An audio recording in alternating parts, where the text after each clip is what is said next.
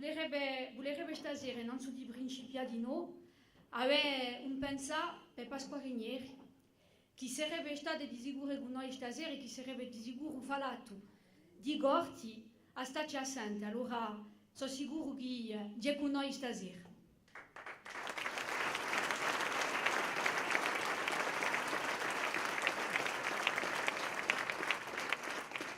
Allora, una vera emozione in noi perché qui in Surudione, a dritta, manca appena di più lontano, si sono passati parecchi affari.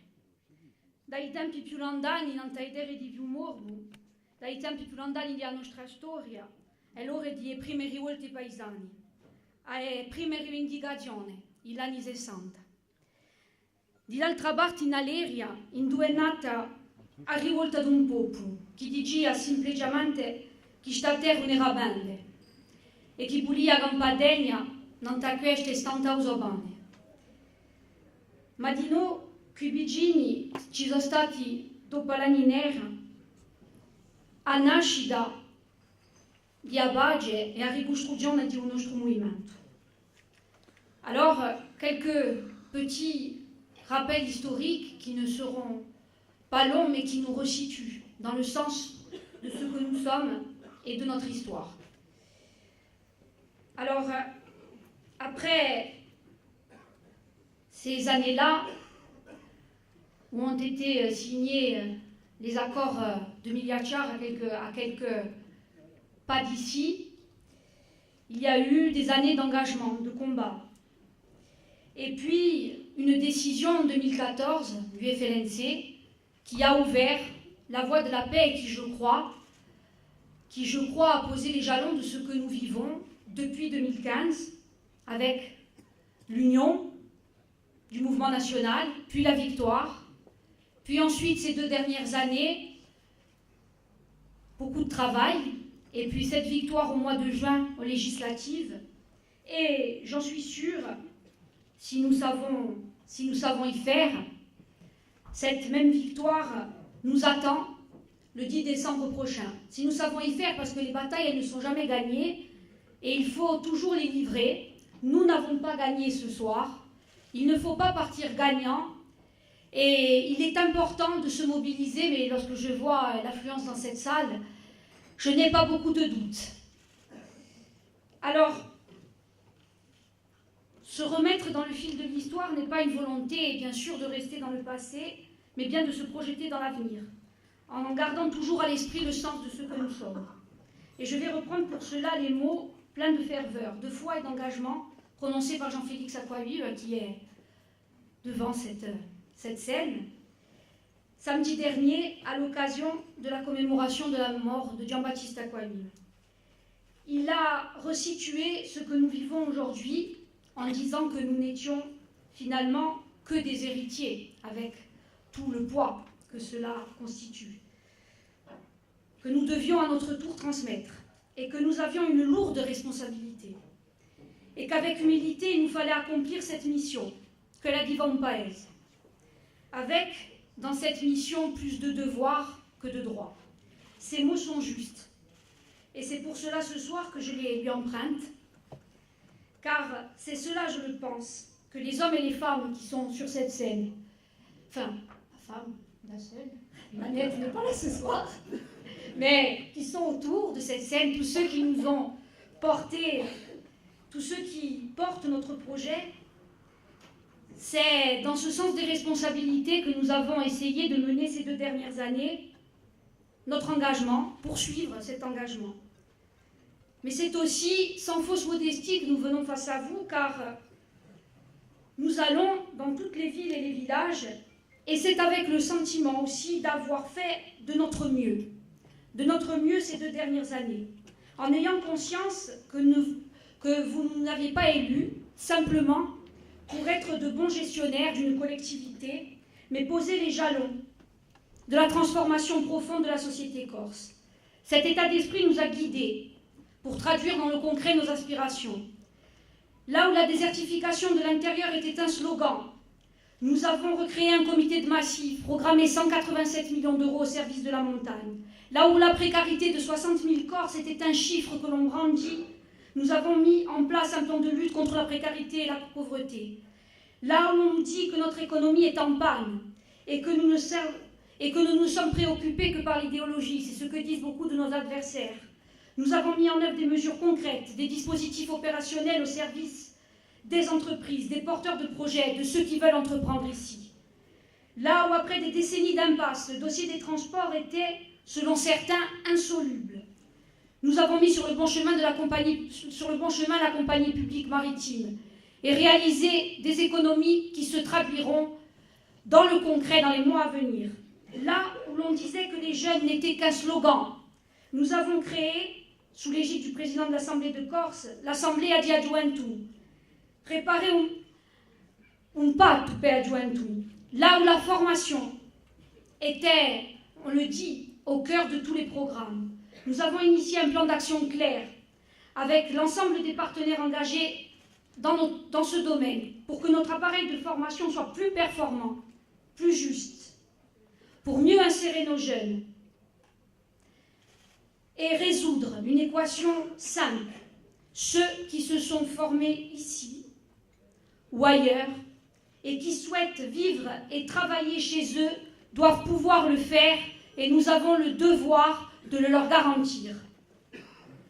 L'éducation a été et sera au cœur de notre projet, car il ne peut y avoir d'émancipation individuelle et collective sans un système éducatif performant et plus juste. Face à un système français en échec, qui cause ici plus qu'ailleurs des dégâts, nous avons jeté les bases d'un autre projet. Et c'est une bataille que nous aurons à livrer dans la prochaine mandature, si nous donnons les moyens de gagner.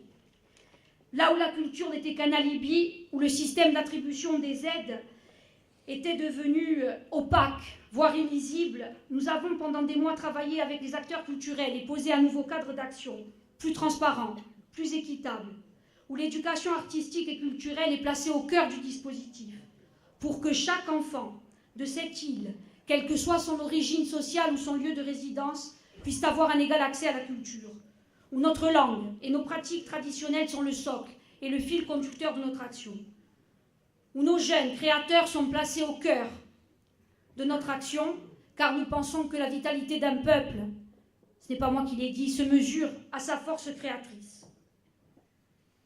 Nous avons travaillé pour que la Corse retrouve sa juste place en Europe. Et au milieu de tout cela, pour ceux qui disent que nous n'aurions rien fait, au milieu de tout cela, nous avons préparé l'entrée dans la collectivité unie. Alors oui, en 2 ans, nous aurions certainement pu faire plus, pu faire mieux. Mais nous avons gardé cette exigence plus grande envers nous-mêmes et la conscience que vous n'avez pas élus pour être seulement des bons gestionnaires. Et je pense que nous n'avons pas été que cela. Même si, au vu de l'état dans lequel nous avons trouvé la collectivité, et il a bien fallu redresser la barre des années d'excès. Alors, nous entendons ces jours-ci, de la part de nos adversaires, dire pour les uns que nous n'avons rien fait, pour les autres que ça a été l'inertie. Ils disent qu'ici, pourtant, tout est à faire. Ça, c'est sur un point où nous pouvons bien être d'accord. Et c'est pour cela que nous travaillons depuis 2 ans. Mais alors, qu'ont-ils fait, eux qui se sont succédés pendant des décennies? Qu'ont-ils fait alors qu'ils présidaient la destinée de la collectivité, si tout est à faire aujourd'hui?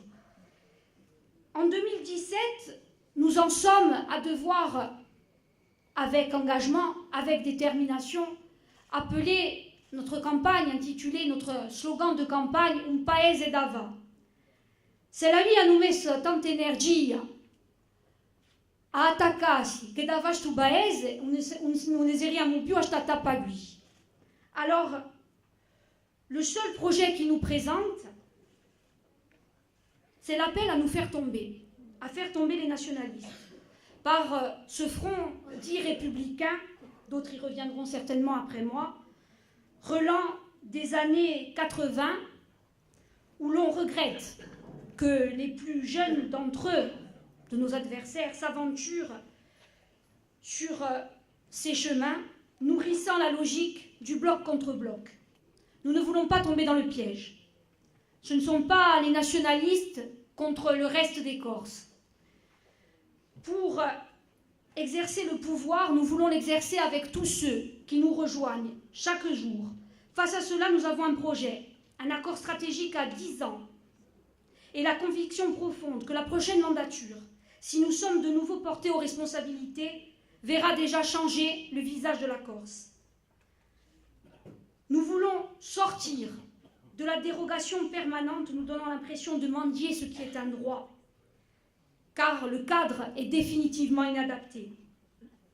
Et j'en veux pour preuve les derniers épisodes en matière de santé où la mobilisation des hôpitaux de Bastia et de Castellucci n'a trouvé que comme écho de la part de la ministre le fait qu'elle prenait un droit de réserve, celui du calendrier électoral.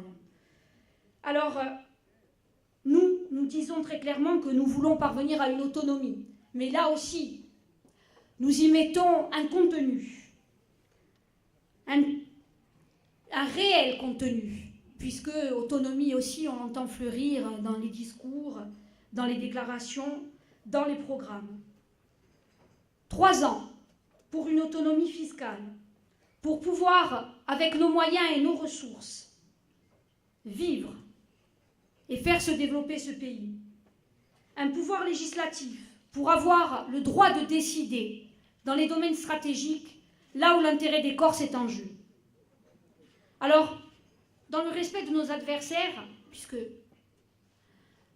c'est ça aussi qui nous caractérise, mais tout de même, certains ont appelé leur liste « voire plus grand ». Voire plus grand. Mais je crois qu'ils ne pourront jamais voir plus grand que nous. Pas que nous soyons plus intelligents, plus vertueux, plus sincères, mais ils ne verront jamais plus grand que nous pour la Corse. Car là où ils voient dans la future collectivité une simple superstructure chargée d'administrer une région française, comme les autres, nous voyons un outil au service de l'émancipation de notre peuple. Là où le droit, décrets, règlements, lois, constitutions les entravent, nous disons que si les intérêts matériels et moraux de notre peuple sont en jeu, le droit devra s'adapter et qu'il ne suffit pas d'une phrase, fût-elle inscrite dans la Constitution française, pour que nous renoncions à ce que notre langue soit reconnue officiellement. Là où ils pensent que notre petite taille, notre faible démographie nous entrave, il s'agit simplement du choix d'un projet de société, de stratégie pour ce pays. Alors non, ils ne peuvent voir plus grand que nous, collectivement, car nous ne considérons pas cette terre comme une région française, mais comme un pays en devenir.